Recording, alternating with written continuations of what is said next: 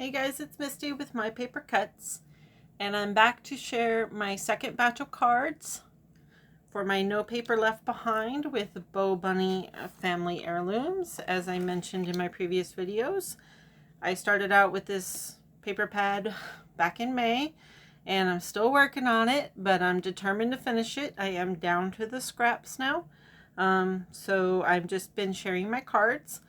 I want to thank Daniela Hayes again, if you're watching this video, for starting this challenge. It's amazing to actually be finishing up a whole paper pad. My stash is out of control, and the feeling of just finishing one pad has been amazing. So without further ado, I will go ahead and share my next batch of cards here. So for this first one, I used this stamp set again. It's the same one that I used in my last video. I used this image and this image. And then I also used this die, which it has a border for both sides, as well as this piece right here. And I want to take it out of here so it's not so...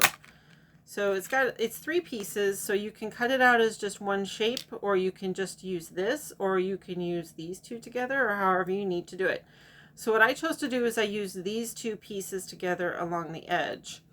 And then after I die cut it, I left it in place to do some inking, because it has these openings here that don't cut.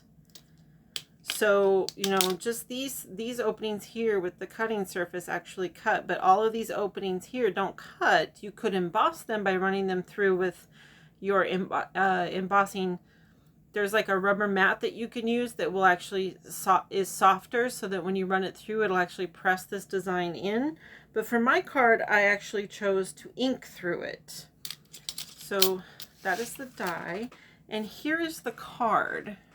So I started with the pattern paper here, and I cut it out, like I said, with that die and the outer edge, and I inked through it with some vintage photo, and I mounted it on top of a layering piece that I ran through an embossing folder, which, sorry, I don't have it handy. I knew I would forget something, but I ran it through an embossing folder that's roses, because of obviously the roses in the paper and the roses in my stamp.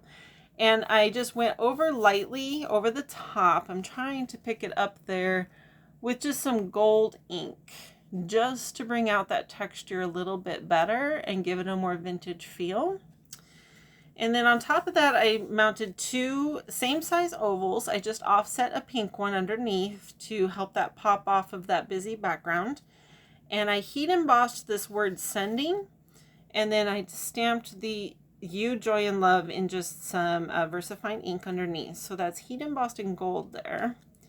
And then there's a little bit of twine behind my stamped images, which are watercolored with my Zig markers and popped up on foam.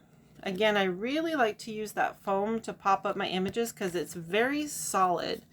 Like, this isn't going to sag or bend or get damaged as easily in the mail. So, and then over the top of that is actually some shimmer. And it's a shimmer watercolor pot, and it's one of these. They're called Luminart. These are so old, but I know there's similar things. But it's just a little pot of a very shimmery watercolor. And I just squirt some water in there and then just, you know, just pick it up. And I just brushed it right over the top of that to give it a little bit of shimmer. I don't know if I'm picking that up or not, but so that is on the top of those roses. And then inside in VersaFine ink, I stamped these single rows, and then the You Are Always in My Heart sentiment. So that is my first card that I did this time around. And of that one, I got 1, 2, 3, 4, I got 9. So just a quick run through. And what I did, when I come across it, I will point it out, is sometimes I really wanted to keep some of the pattern paper here, like some of this pattern, like this little thing. So I would just flip the orientation of where my die cut was. So like this one, I really wanted to keep all of that, so I cut it on this side instead. So And all of them are the same. They just alternate back and forth. Some got inked a little heavier than others, but that is the beauty of handmade. So that card I got, like I said, 9 of.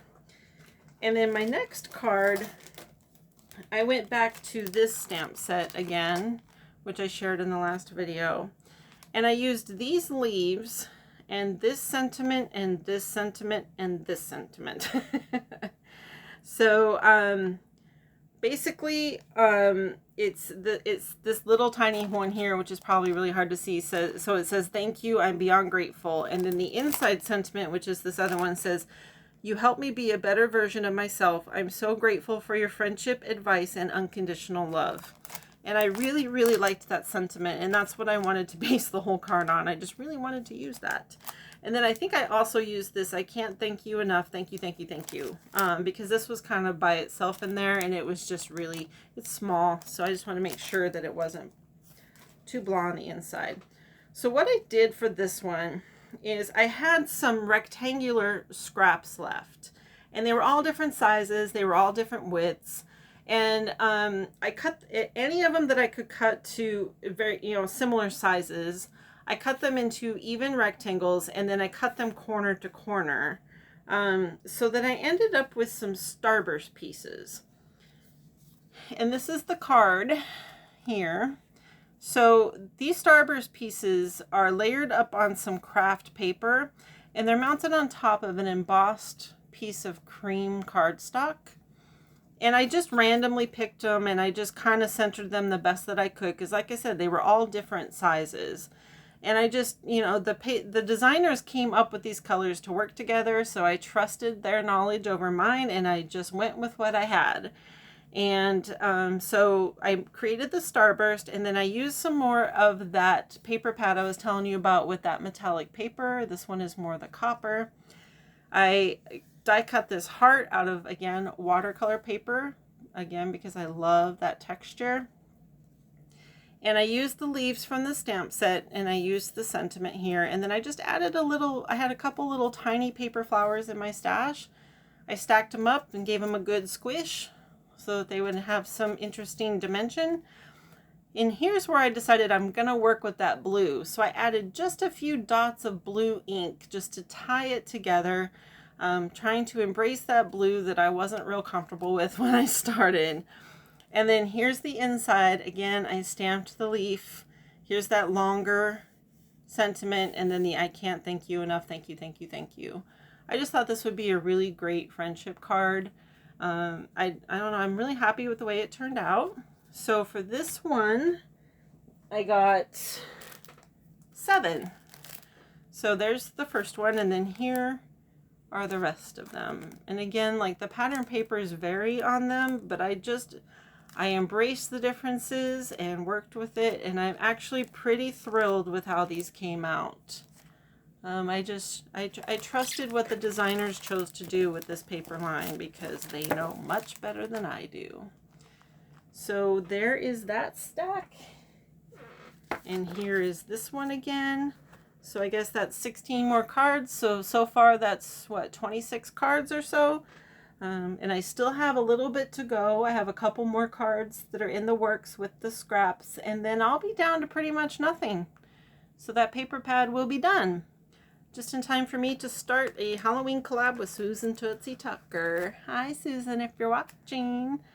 So those are my card shares. Thank you guys for stopping by. Thanks again, Daniela, for a fantastic challenge. I look forward to doing it again, hopefully when I have a little more time and things settle down. I have a lot of paper to get through. So, all right, you guys, thanks again. Have a great night, and I'll see you next time. Bye-bye.